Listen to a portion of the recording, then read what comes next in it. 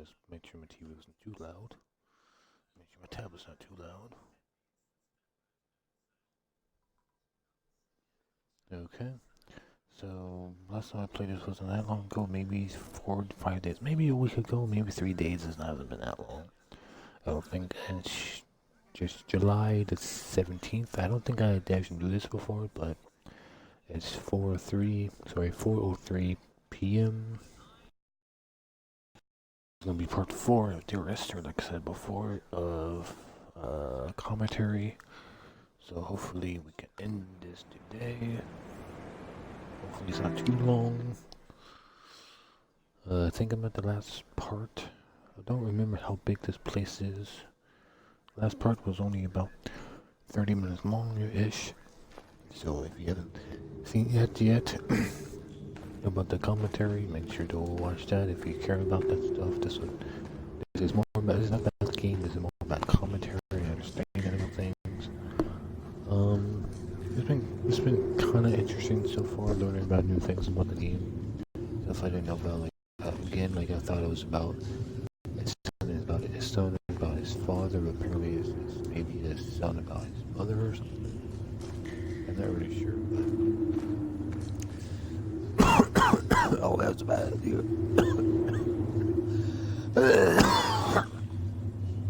That was weird. Breathing hurt me.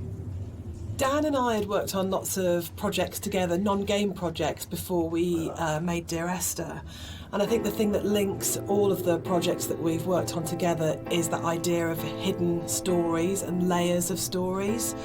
And one of the things I wanted to do with the music was to embed hidden little hints and stories into it.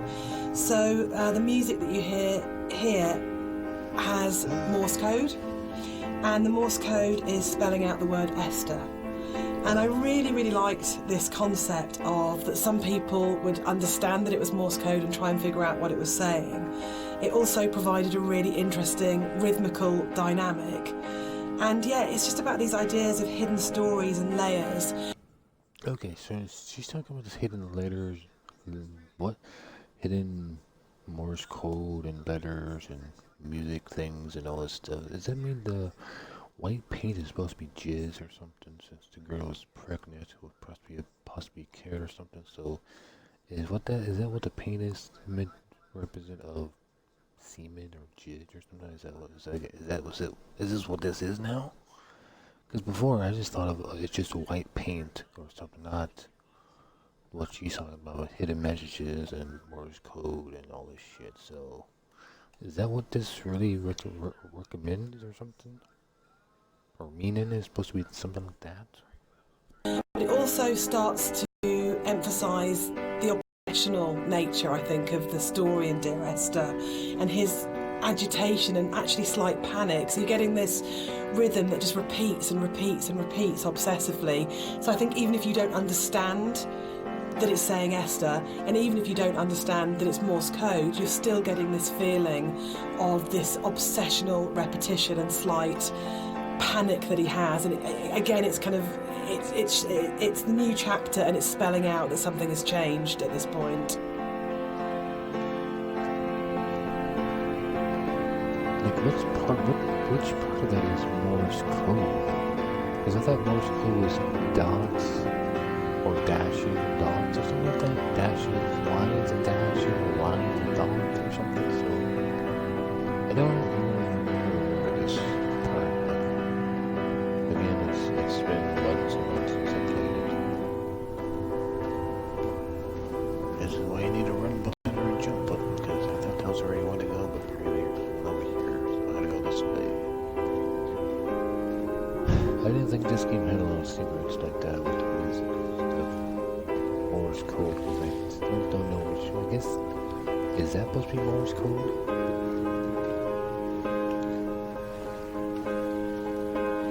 That's a dead end.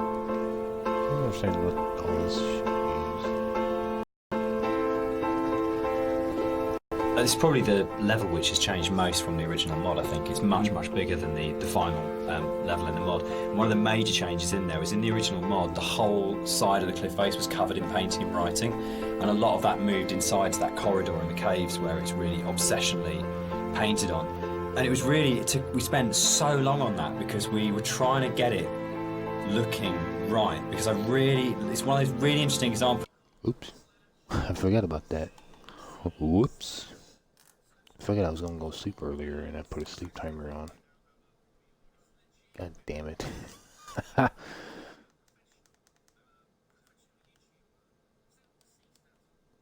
So I'm not sure if you guys even saw that, but the sleep timer popped up saying it's gonna shut off in like 30 seconds. I'm like, oh shit. Can't believe it, because earlier I was gonna go to sleep and stuff, but then I didn't go to sleep because I did some things that woke me up. And yeah, I'm awake still. So I loved the image and the idea that you've got this guy painting the entire side of a mountain with words and symbols and things. But it was really interesting when it went into the rebuild, it just never worked. And I think it was because the environment was so crude in the mod that those symbols and that painting became the focus of the level, and it changed the feeling of the level completely when actually that realised in a way that not even technically but just didn't artistically look and feel right. And I think probably sort of retrospectively looking back on it, that's about the sort of the sophistication and the subtlety that then came into the art, rather than just being this is literally just a canvas that we write words on, to actually the environment telling its own story without the story being literally painted on it. Yeah, it was very difficult when we were experimenting with that to kind of like make it not completely unreal. Like, I think for me it was kind of, I wanted reality after the caves, and I think with having those symbols everywhere, it was kind of pushing them out a little bit. So I think what we came to with the kind of compromise we had, it was kind of a nice in between. Yeah, it didn't feel like a compromise to me. It felt really? it felt like it didn't work, but it kind of. But those symbols were coded, like there's the hill in the background when you're standing right at the end of the boat and you look back and you suddenly realise that the shape of the mountain is the shape of a woman lying on a side asleep. And that, I remember seeing it for the first time around and going, it's saying the same things, but it's saying it in a much subtler way than in the initial there. But it was definitely challenging going back to how do you have a deep, complicated, subtle art style but still manage to have something which is very sort of stark and symbolic laid over the top. It was much more challenging. I don't know about that. I must not have been paying attention at that point. Or, you know, they talk about randomness, so maybe I think one of the most fascinating things for me about planning this director's commentary has been that in previous years, when all the three of us have talked about Dear Esther, we've talked about the interpretation of the player. But actually going through this together, post having made it, we're still surprising each other. Yeah, and I think that's really, really interesting for me, because it shows that we left interpretation for each other and that we trusted each other actually just to get on with it. And because we each brought our own special and unique contribution to the game, we didn't have to, in a way, talk it to death or say you have to justify every idea you have or talk it to death or explain it. That Rob's idea that the island is very tainted and corrupt, and my idea that Dan didn't know that the whole level of the caves is a birth metaphor. I think it's really amazing that we're still finding out things about the game that we didn't know. I think it was nice when I came onto it, because Dan was basically like, he gave me a bunch of materials, but he left me to my own devices for a lot of it, and we kind of like, I'd finish the level and Dan would play it and give me some feedback, but he was very kind of like hands off at the beginning, which was really nice, kind of. So a lot of my interpretations just came through that downtime where I was just kind of like going off and doing my own thing. Oh, wow. And so yeah, it's like interesting to hear Dan talk about it sometimes, because there's some backstory that I've never even considered before. See, now this makes a lot more sense to me now, because it's the whole birth, rebirth, girl being pregnant and stuff makes more sense, because I think I've seen something like this at some point. I'm like, oh, this is weird. What's this doing here? That makes no sense to me. So now I know what really what this story's about. Now this makes sense. But before it's like, what the hell is this here for? I would need to go back to those videos because I did post them. If you want to watch me play it for the first time blind, I do have videos of it posted on my channel. Just go to the Dear Esther page, I guess, or I guess you call it a page. I don't know what you call it. I don't know. I'm sorry, playlist. That's what it's called. If you go to the playlist, I have like 5 or 6 videos, I think, and stuff that me looking around for the first time and stuff that should be able to see it at some point, I think. And obviously, hearing Jess talk about it as well is really interesting, especially when it comes to the soundtrack. It makes me look at things in a very different way. So yeah, it's really interesting. I think for me, like making games is so inherently collaborative, and you have people coming together with different ideas and different takes on things. And in a way, the least interesting thing you can do with that is to structure it all so heavily that there's no space for each individual person to bring what they're thinking to it.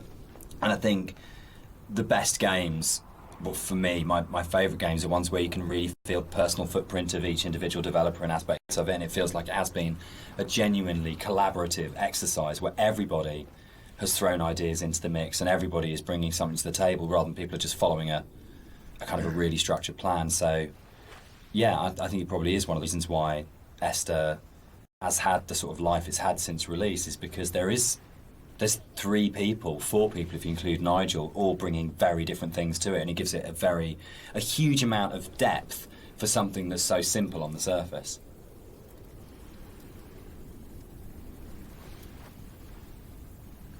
Okay. Interesting. So now, for sure, these picture, I don't think we'll see it first. I'll see the whole again crash type thing. That one I do not know what I'm looking at. It looks like footprints, maybe a briefcase, or maybe two. Look like two briefcase open up, some tires. I don't know what the white thing is. Could be like a sidewalk or like a yellow road next to like the sidewalk or that little clip thing. I'm jumping, called a little edge. And then it looks like footprints, maybe blood or something. But I'm not sure. But yeah, so I remember that being there first time seeing playing it. I'd been on holiday to Greece lots of times, and one of the things that I always really responded to emotionally was those shrines that you see on the road, and sometimes they're dedicated to saints and sometimes they're to markate where an accident has taken place. So you'll get photos of the deceased person and flowers and candles, and they'd always really touched me. And so I said to Rob, I think it would be amazing to get these into the game somehow, and then Rob took that idea and ran with it, and I think they're so successful and they're so beautiful and they're really moving, and I think it's because you had this elemental scale, you have the island and it's huge and you have that scale, and all of a sudden you come around this corner and it's absolutely brought back to the human scale again and to that relationship of the individual. And I think the other thing that it does really successfully is it's a kind of magic realism, because there's no way that you could have all those amounts of candles lighting your way. Who's lit them? The island is empty. Who's put those shrines there? But I just think it's a really lovely bit of environmental storytelling, actually.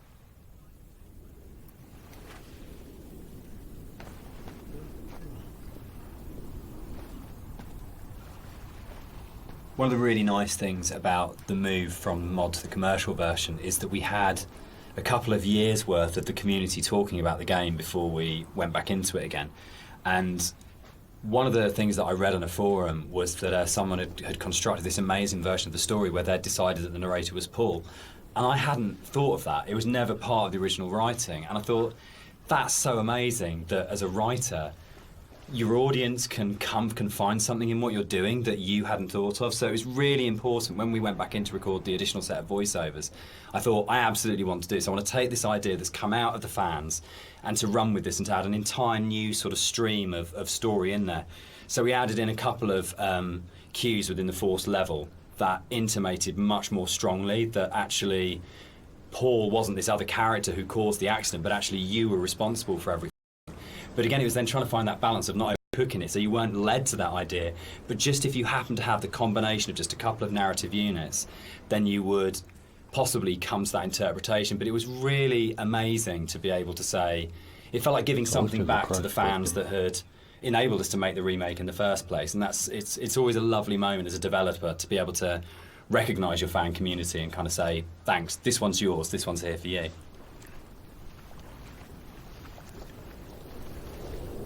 So was it your fault that they had an accident or something? Because that's in the last episode. I think they talk about a little bit, saying some of my theories about this stuff. About maybe he caused the accident, or he hit them, or he was driving with the neighbors in the same car or something. Forced them, forced what happened. Oh yeah. Oh okay. Yeah. Car accidents. I just went to car parts. Okay. Gonna make sense now. You know, I kind of understand why there's a bunch of broken down car pieces now. Before it was like, oh, this is random junk. But now the random junk actually is there for a reason and stuff.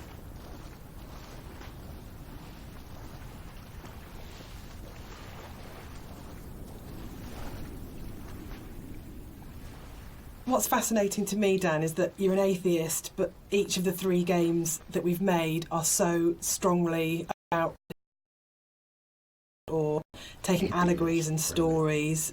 Why are you so drawn to it?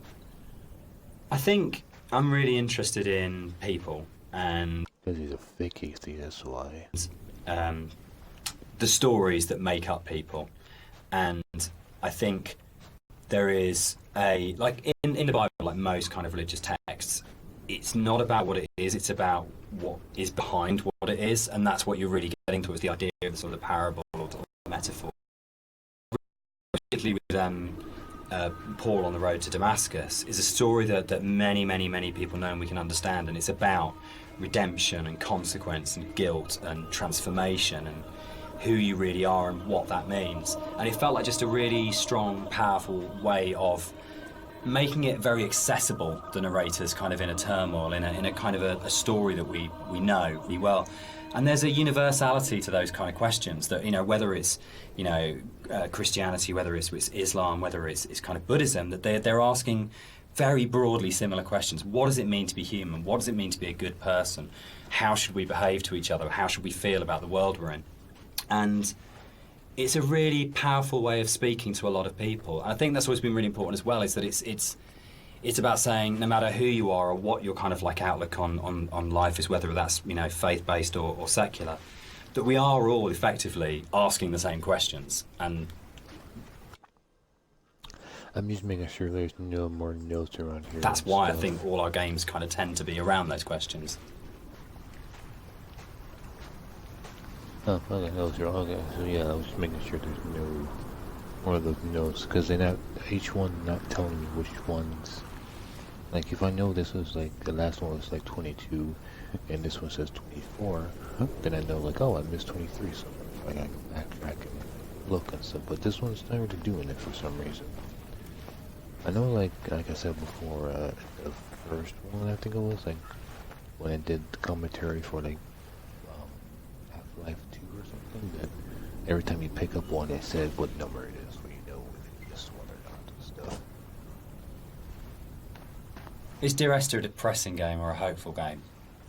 For me, it's kind of like a mix of both, really. I think, like my interpretation is kind of like, always feel like kind of depressed when I think about the kind of turmoil that this guy's been going through for God knows how long, and the kind of environment he's been in, and you know, all these events surrounding his story. But for me, I always feel like a little bit hopeful at the end. You know, the conclusion just feels like a relief, and like this is kind of all ended in some way.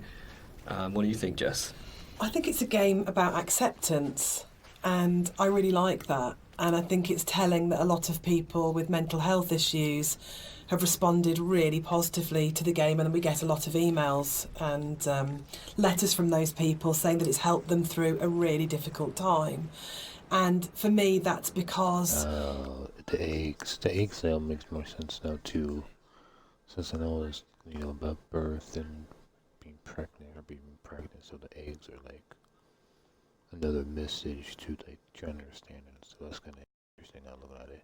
So like the boat, I remember seeing the boat the first time there when I first time playing. The eggs are the same place and stuff, so I don't really see a whole lot of different changes. But I imagine they have some kind of thing where if you click on commentary mode, it probably spawns the right ones for them to understand it, like the cards or the pictures and stuff, and the little hospital gurney and stuff like that was there because they like custom program for just certain things to spawn. Probably that's why that all this like the boats and stuff. It's about the struggle of being human, that it's hard and that we love and that we grieve and we lose, but we come through it. And those things are what makes us human, that it's transformative and that the pain is part of life. And that's a really beautiful message. And I think that's what you do so well, Dan. That's what you write about. You write about what it is to be human. So, Dan, you wrote it. Without wanting to cop out, one of the things about writing it that I really wanted to do was to make something that people could take and could own, and it would be their take on it. And their interpretation of it mattered in a way that mine didn't. My job was to give them the architecture to interpret in their way. So I think that is a cop-out. I do. I think as a writer you always have. Yeah, I think it's redemptive. But I don't think the redemption is as cut and dried as it's all okay at the end. It's not okay at the end. But there is a release, there's an escape, that bad times will happen, but they will end. And they won't always end positively, but they will end. And that's I think, the redemption of it, of saying that this things are never easy. This too shall pass. This too shall pass. Which my mum always says, and I think that's probably the motto of the Chinese room, actually, absolutely. Isn't it? Like, I don't think it's as kind of openly positive as, say, Rapture had a much more strongly positive end. I don't think Esther has. I think it's much greyer than that. But I think fundamentally it's about coming to terms. Rapture, like Fallout? Not Fallout. Well, that one will be here for like 10 minutes. I forgot what the name of that game. Not Borderlands. Rapture. What's the name of the game? Is that what they trying to say they made that game? Sure. BioShock. I think it's BioShock. So did they make the first BioShock or something, or like they was helped making BioShock? So, Dear Esther is the first walking simulator. How do you feel about Walking Simulator? You know what? I think I took offence to it when it first became a thing. But, I think I don't mind it so much now. I think the fact that we have kind of taken ownership over it, like that genre has been kind of made our own by not just our game, but like a bunch of different games have kind of embraced it. I don't know, what do you guys think? I'm still really confused about the need to categorise in games, probably more than any other creative industry, and I think it shows that games have a long way to come in terms of how we describe an experience. So I do agree with Rob that it's really positive that we reclaimed Walking Simulator, but I still find it reductive, possibly, as a term. What about you, Dan? I think for me it's people want I haven't seen this before. This is actually new. I haven't seen this pathway before, so what is over here I have not seen before, so this is gonna be new for me, because I don't know if this is something random that sometimes spawns, but I've never seen this train track before, like this rail. I haven't seen it before, so this is actually new to me. So hopefully there's something here, and hopefully this the wrong way to go, not the right way, hopefully. I know what they're buying and what they're getting into. And I think it's so people understand what a walking simulator is now, in a way that if it was like first-person adventure or slow-moving, not very interactive, story-driven games, they're all sort of really very fluffy. But I think if you buy a game and someone says it's a walking simulator now, you've got a pretty good idea what you're getting. And there's Gone Home, Firewatch, Stanley Parable. There's so many other really good titles that kind of fall within that group of games out there now, that it does have an identity, and I think that's the really good thing about it. I mean, when Esther came out, there was literally nothing. We had no idea how we described it or what we called it. We actually struggled with that quite a lot when it came to Yeah, marketing and sort of ended up being sort of like a ghost story because it felt like it was the closest thing we could get. But it feels like now you can make a game like this and you can say it's a walking simulator, and people will know what it is straight away. Yeah, I think that's the nice thing is there's a whole group of games out there now that quite comfortably put themselves into that category, and so it's like if we were to come out before and just said it's a walking simulator, people would have been like, well, that sounds terribly boring. That doesn't. Why the hell would I play that? But now people kind of very boring. are a little Seek bit. them out. Yeah, now people are kind of familiar with what that means. The people out there who actually seek this sort of stuff out, and it's kind of really cool. I mean, me myself, I would actually do that, use that as a term to search. But yeah, I mean, it's a very simplified term for what our game is, and there's obviously a lot more to it than walking. But I think when you look at other genres, they're also kind of very simplified. You know, first-person shooter, role-playing game. It's to me, it doesn't seem as bad as any of those other things. Shots fired. Oh yeah, so here's a sign that kind of looks like it's from the hospital maybe, or M5, yeah, there it is, M5. So this must be where, because I didn't see this the first time, so I wonder if this is random. Is something always random here, or is it always this sign?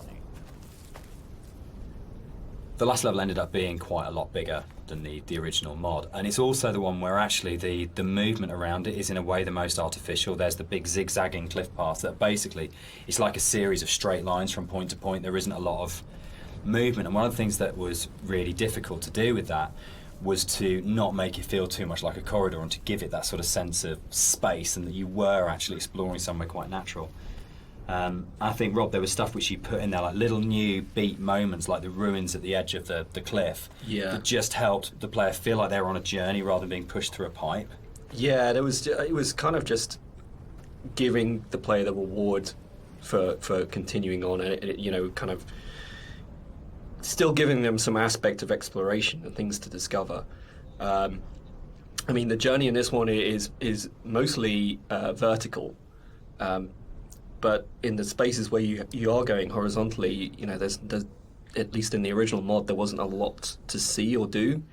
So I just tried layering in some very subtle things that didn't necessarily add huge arcs to the story, but just kind of added little questions more than anything else. Like I added the dock there with at the end. There was this. Yeah, there's lots of little bits and pieces that have kind of been layered in to really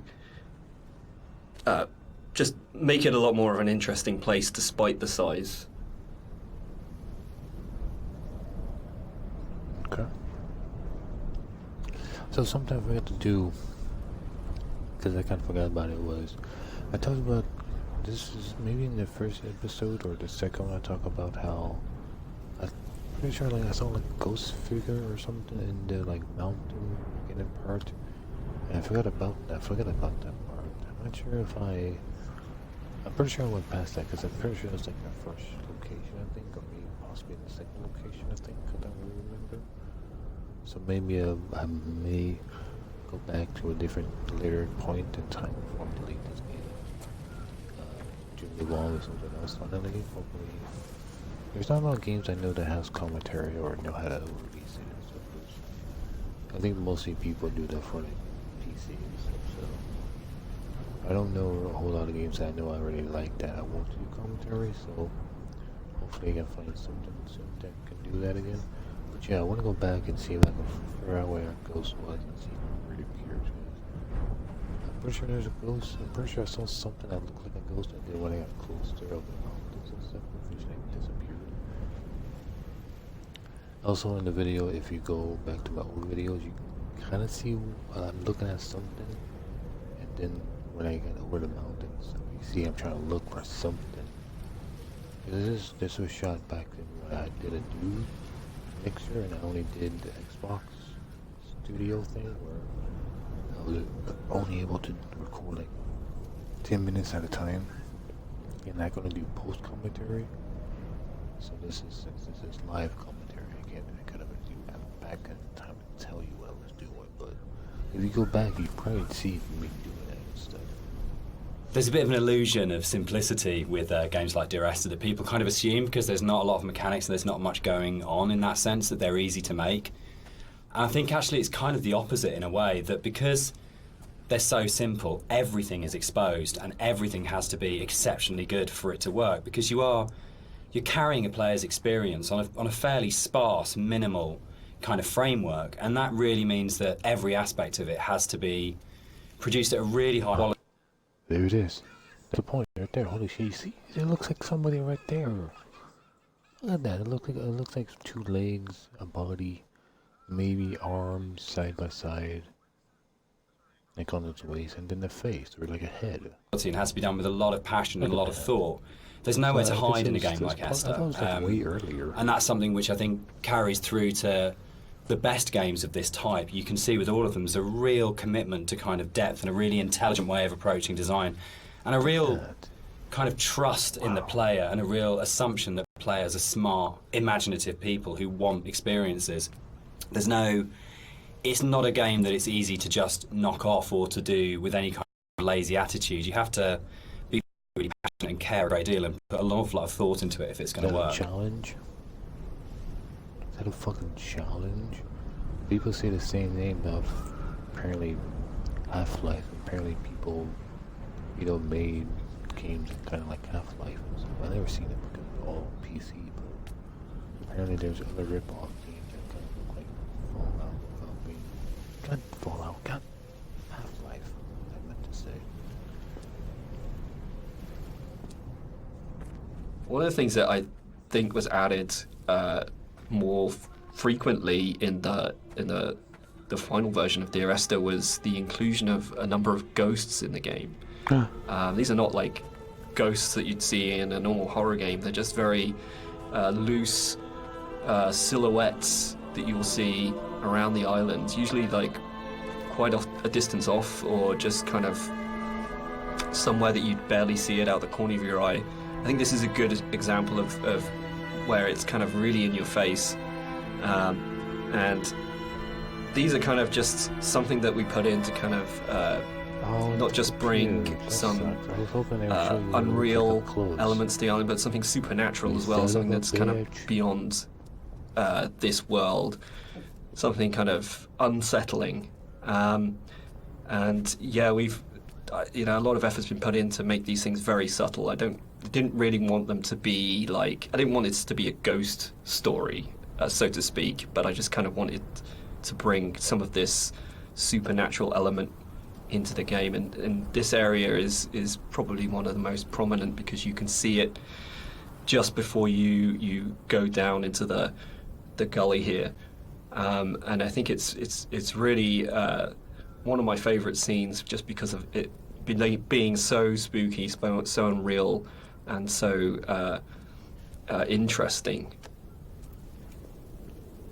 So yeah, so I didn't think I was actually talking about ghosts. I thought maybe I was losing my mind and I thought I saw something. But no, there is. But then I completely didn't talk about how when you fall down you hit like a line, and then the line make that little bottom disappear once the bottom goes underneath the rock or something.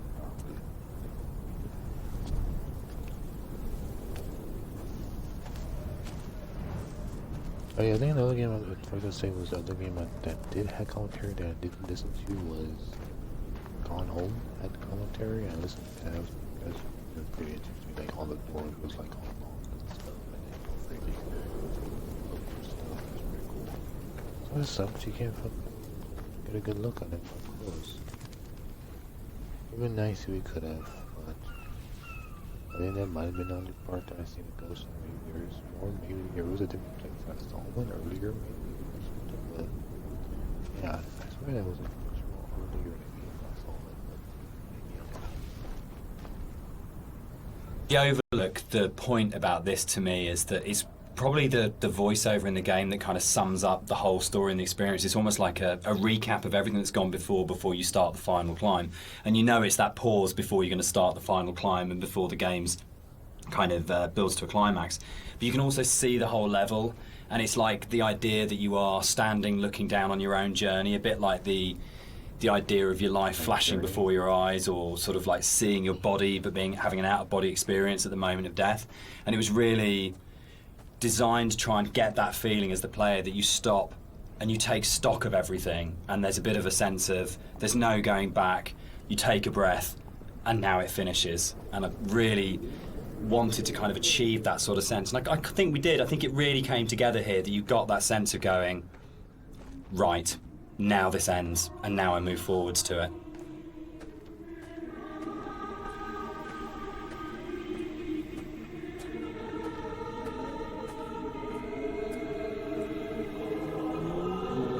So here it kind of, the environment becomes a little bit more surreal again.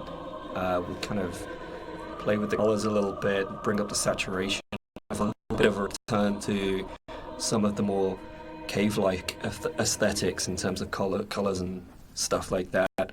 And it's kind of there to kind of signpost another significant moment in the game, or something that's leading up to the significant moment. It goes back to this kind of idea of having these emotional signposts in the visuals of the game, without it being overly obvious. And some of that emotional stuff comes through just the colours of the environment, and the more saturated they are, the more kind of surreal things become.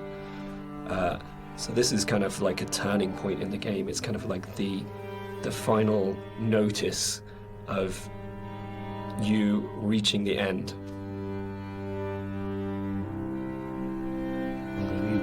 They are playing some kind of end type music almost.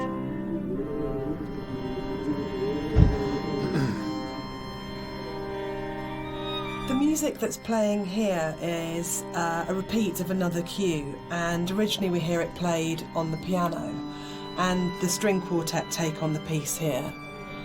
And it's one of those really nice instances where we were in the studio and I had this idea of how it was going to sound, and I thought it was going to be quite full and rich and, yeah, full-bodied.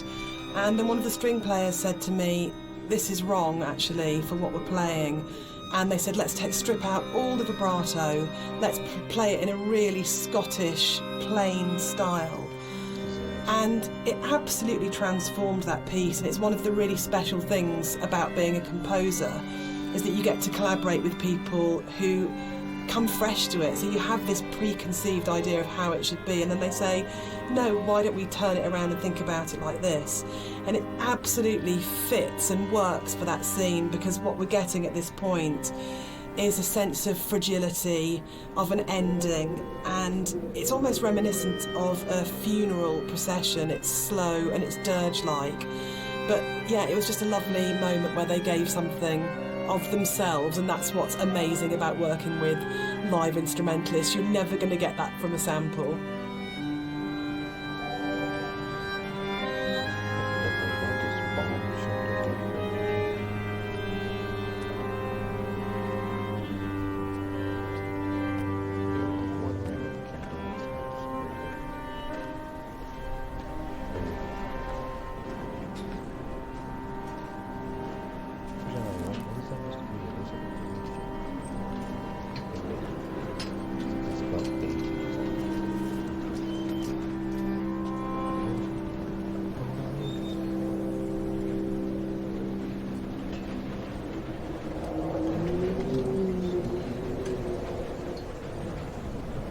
It was possible that this last section of the game could have felt quite laborious and forced, because it's two long zigzagging paths that just go up, and there was a real importance to getting it right. Quite a lot of work went into it. I think at this point for me, you probably as a player understand that the narrator's going to die at the end, and that this is it. And that unlike where the rest of the island, there's this sense of this could just keep going on forever and ever and ever, and you're going to keep the motif of come back.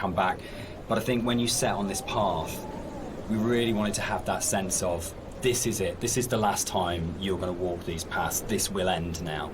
And that sort of idea of going, you're kind of climbing towards your death, but you're also moving towards a point where that glimpse in the caves where you see the motorway, and you go, I understand what this is about. For me, the whole path up the side of the mountain is about saying, it's okay. It's that kind of starting to kind of release it and go, it's kind of okay that Esther died. It's kind of okay that the accident happened. I know that I'm going to die. I know that this is going to end. And I know that there's nowhere for me to go apart from follow this path, but that's all right. And it was very sort of hard to kind of try and find that subtle mix between the dread of it and the acceptance. It's where the positive and the negative and the kind of the loss and the redemption really start colliding for me. At least certainly that was what we were trying to achieve with it.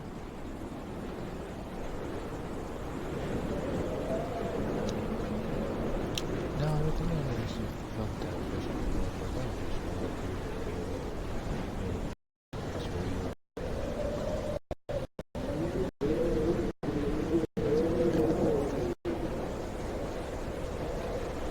With the climb being quite a poignant moment of the game overall and of the story, it was quite a difficult task to try and make that climb still interesting and not too laborious, because it's kind of this zigzag up there.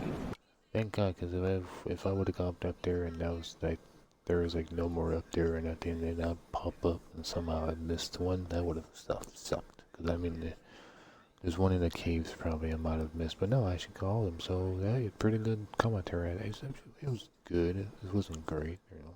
There's some things they talk about like music and stuff, a whole bunch I didn't really care about, but it's decent, I guess, for a game that's, you know, pretty old now and stuff. That I didn't really know about that and stuff. But With nothing really, there's no real environment. You just kind of have the sea on one side and the cliff face on the other. So there was quite a lot of work that went into kind of building up this feeling of tension as you're rising and kind of making this moment as poignant as possible while still making it interesting. So a lot of effort was put into building up this weather, building up the winds and the swaying of the grass and kind of the volume of the soundscapes and everything mixing together with the music, and just kind of visually really trying to make this a tense moment. And I think it's hopefully been pulled off all right. for me, it's not an intense moment because, like, you can't get an attack at some point. There's no health bar that tell you when you're gonna die or something. There's no enemies chasing you. And so, to me, there's no, like, real tension of, like, oh shit, I might fall, but, or, like, anything like that, because the checkpoints are pretty decently well. The spawns are pretty close by, and stuff like that, you know, it's not gonna start you off in the very beginning if you die or something like that. So to me, the tension wasn't that bad really. It was more like anticipating like what's gonna be up there and stuff was more what I was more interested more about than like most of this stuff. For me, they kind of failed at that point because, you know, there's no weapons, there's no health bar, you can't jump and stuff, you can't run. It was just moving forward until you figure out what the story is. And of course, for me, it kind of fell for the story because again, I thought it was like a dad talking to his son, or a son talking to a dad, or something, or a son trying to find his lost father or something. That's what I took out of it the first time. So I guess I kind of fell because I didn't really understood the story that much, because I didn't know I had to like really think about it deeply to know what's going on and stuff. You'll notice when you get to the top, this kind of tension dies, and that's very purposeful. You'll see no more wind. It's just kind of like a symbolic thing where you're coming to the last moment, the point of no return, and that's been very deliberately designed that way. Now they talk about like how it was like I can't remember what they would call it. A fan-made game of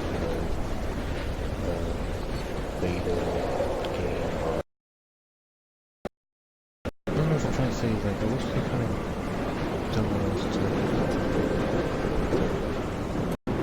We had a lot of debates, didn't we, about the ending of the game and whether the player should retain control or whether it was okay to go to a cutscene at this point. I personally don't mind it. I actually actively like it because I think it works really well. It's a metaphor for loss of control at that point. Dan, I know you're not as keen. Yeah, I'm not. I would have loved the player not to have had control away from them, but to me it was a balance between two evils: the evil of having a cutscene and the evil of the player accidentally falling off the ladder halfway up and destroying the ending.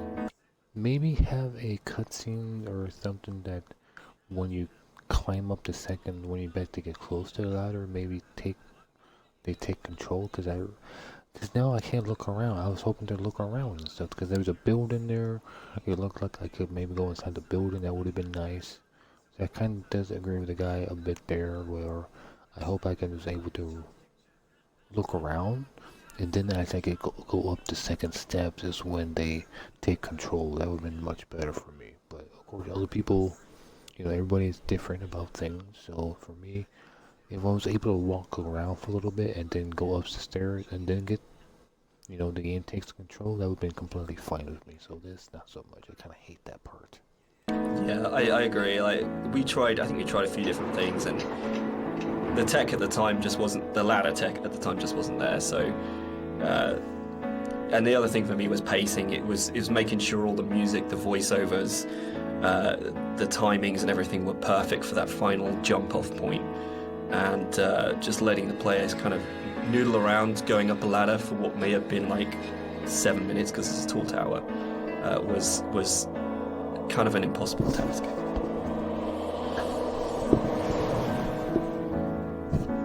One of the things that I enjoyed the most on working on Dear Esther was Rob's beautiful visuals were so inspiring.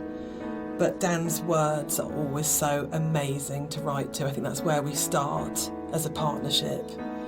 And the music at the end was so easy to write because that last voiceover, it's the pinnacle of the writing to me, as it should be, because it's the last VO, so you would have failed if it wasn't good. But it is just so beautiful and moving. And for me, talking about whether it's a hopeful ending, the music is really hopeful at this point. And it signifies to me transformation, freedom, escape, acceptance. Yeah, and it was just a beautiful cue to write, actually. I don't know, I can't remember quite where it came from in the mod, but the moment when we went, or we could put the bird in there, and you could see the bird's shadow, and actually it turned from being kind of like a straightforward literal suicide into a metaphorical, or to my mind, kind of like, I always really believed the narrator did turn into a bird just before they hit the ground, and that was really important. I think it's probably the strongest ending in any of our games so far. But yeah, I'm very proud of the way everything came together in that last section. Yeah, I think it's the bird thing is particularly interesting because I think it was in the original mod. The timings and everything were just all off, and you never really saw the seagull.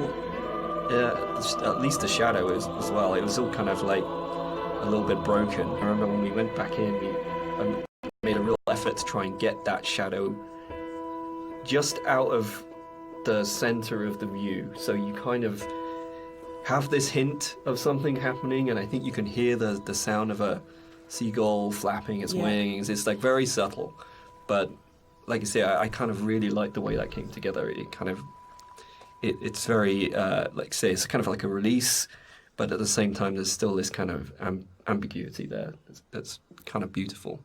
And I'm really proud that I got the monitor in at the end for ending of, it goes into the hospital monitor signifying the flat line, and I think it's I don't remember it's one of those moments where you never want to be so clever that people notice it and it takes them out of the moment, but it just flows in through the music, and it just feels like everything comes together at that last point. That last VO, Rob's amazing visuals and the music, and it feels like a really, really strong and beautiful ending. And then in the last second, Nigel Carrington's delivery of just those two words have come back, where he just pitch perfect. Yeah. I don't remember no hospital bit. So that's the end of the director's commentary. We'd just like to say a big thank you to everyone for listening. We hope you've uncovered some secrets and some facts that you didn't know about the game before. We'd also like to say a huge thank you for buying the game, and for all our fans who've been behind us and been behind the game and have kept it alive all these years. It's a real privilege that it's still out there, still such a title that people love so much. Yeah, and we're really looking forward to the future and what we can create coming up next. Thanks for listening. Cheers. Bye. Cheers. So that's pretty good. Yeah, not bad. So yeah, I learned, quite a bit of new stuff from this game. So one of the things I would need to do is look up from like the people who made the game. The Chinese room? Is that what this said? From the Chinese room. That was weird. Is to look up to see what the other 2 to 3 games they made. I'm not sure if Dear Esther is one of them and then there's 2 more, or there's Dear Esther and 3 more. Because I gotta see if they really did make the first BioShock.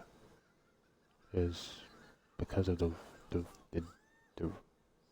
whole word he said was from BioShock, so I imagine they maybe made it, but I'm not sure. At least for the first BioShock, it was good. So I don't know about the third one. So yeah, so he called it a mod. So what I want to see maybe someone do eventually is from the people who tried first time try to make the PC game Trespasser, the Dragon Ball Z. God damn it. The Jurassic Park like PC game that should take place of a different person. And you go into site B and stuff and discover, the secrets of engine and stuff. I think it'd be kinda cool if the same people that made the premise